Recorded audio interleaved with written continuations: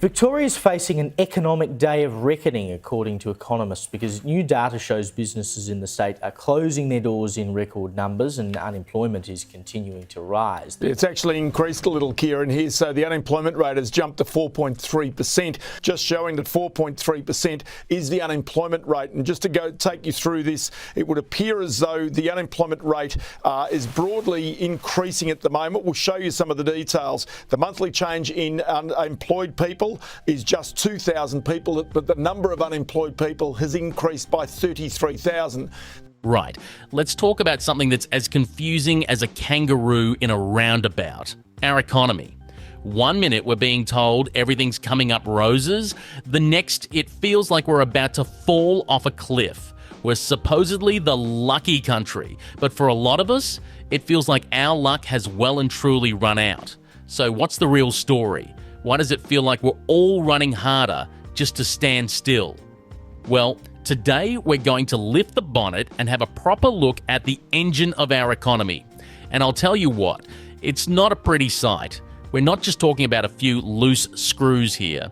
We're talking about a full-blown breakdown. And the scariest part? The people who are supposed to be fixing it are the same ones who broke it in the first place.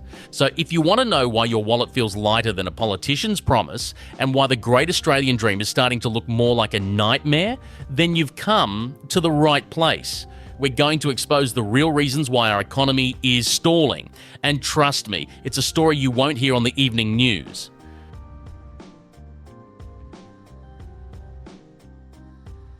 Before we get into the guts of it, a quick word. If you're sick of the spin and the sugarcoating from the mainstream media, if you want the raw, unfiltered truth about what's really going on in this country, then you need to join our Patreon. We're the resistance, the ones who aren't afraid to expose the corruption and the incompetence that's holding Australia back. The link is in the description. Join us and become part of the solution. Shane, what is it? What is the biggest drag on our economy and growth at the moment? Great question. What's the first sign that our economy is on the fritz? It's us. We, the people, have stopped spending. And it's not because we're all suddenly saving for a rainy day. It's because we're in the middle of a full-blown economic blizzard.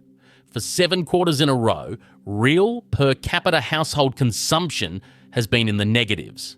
That's a fancy way of saying that for nearly 2 years, we've been spending less and less. It's a trend that's as chilling as a winter's morning in Canberra, and it's a sign that something is seriously wrong with the heart of our economy. Now, here's the kicker. This is happening even though our incomes have actually gone up. Real per capita household incomes jumped by 1.8% in the first quarter of 2025. So we have more money in our pockets, but we're too scared to spend it. It's like having a full tank of petrol, but being too afraid to drive the car. The household savings rate has shot up to 5.2%, the highest it's been since the middle of 2022. We're hoarding cash like a dragon hoards gold, and it's grinding our economy to a halt. This isn't a sign of a healthy economy. It's a sign of a population that's battening down the hatches and preparing for a storm. And why are we so scared?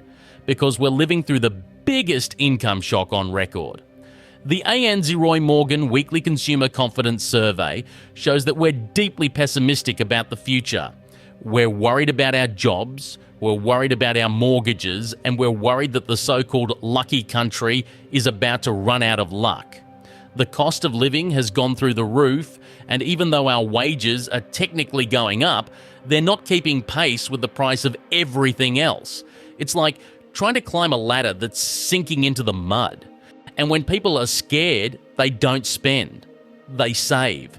And when they don't spend, businesses don't invest. And the whole economy starts to seize up. It's a vicious cycle, and we're stuck right in the middle of it. Our leaders can talk about a strong economy all they want, but the reality is that the engine of our economy is sputtering, and it's because the fuel of consumer confidence has run dry. Yeah, this is the really perplexing thing at the moment, and which confirms, of course, that immigration is not being managed properly, because we have record rates of immigration, yet we still have skill shortages. Now, you'd think with all the people we're bringing into this country, we'd have all the skilled workers we need, right? Wrong. We're in the middle of a skills paradox that's as baffling as it is damaging. We have record levels of immigration, yet we have critical skills shortages in almost every sector of the economy. It's like being in the middle of a flood and dying of thirst. It's a situation that would be comical if it wasn't so tragic, and it's a direct result of a government that's asleep at the wheel. We have a massive list of occupations that we're desperate to fill. Construction managers, electricians, early childhood teachers, you name it. These are the people who build our homes, keep our lights on, and look after our kids. They're the backbone of our economy, and we don't have enough of them. And yet, at the same time, we have over 500,000 permanent migrants who are working in jobs that are below their skill level. These are people with degrees, with qualifications, with experience, and they're flipping burgers or driving Ubers because they can't get a foot in the door of their chosen profession. It's a waste of talent, a waste of potential, and it's costing our economy an estimated $9 billion a year. That's $9 billion that's being flushed down the toilet because of a system that's broken beyond belief. So what's going on? It's a classic case of the left hand not knowing what the right hand is doing. Our immigration system is a mess. We're bringing in people with the wrong skills, and we're not doing enough to recognise the skills of the people who are already here. It's a bureaucratic nightmare that's creating a two-tiered workforce, a class of underemployed, overqualified migrants, and a desperate shortage of the skilled workers we actually need. It's a system that's failing everyone. It's failing the migrants who came here for a better life. It's failing the businesses who are crying out for skilled workers. And it's failing the Australian people who are paying the price for this incompetence. And who pays the price for this incompetence? We all do. Businesses can't grow. Services can't expand. And the whole economy is being held back by a problem that our politicians seem incapable of solving. They're too busy playing politics to do their jobs, and it's our country that's suffering as a result. And while we're all tightening our belts and worrying about the future, there's one group that's doing just fine. Big business. In fact, they're not just doing fine, they're making out like bandits. Since 2016, corporate profits have skyrocketed by a staggering 157%, while wages have grown by a measly 25%. Let that sink in. For every dollar that's gone into the pockets of workers, more than $6 have gone into the pockets of shareholders. It's a wealth transfer of biblical proportions, and it's happening in plain sight. And don't let them tell you that this is all because of the mining boom. Even if you take the mining sector out of the equation, non-mining profits have still risen by 55% more than wages. It's a rip-off of epic proportions, and it's happening right under our noses. The Australia Institute has found that corporate profits have contributed far more to inflation than wage rises. It's not the workers who are driving up prices. It's the companies who are using inflation as an excuse to gouge their customers and line their own pockets. They're crying poor while they're swimming in cash, and they're telling us that we need to tighten our belts while they're loosening theirs. And what about our so-called leaders?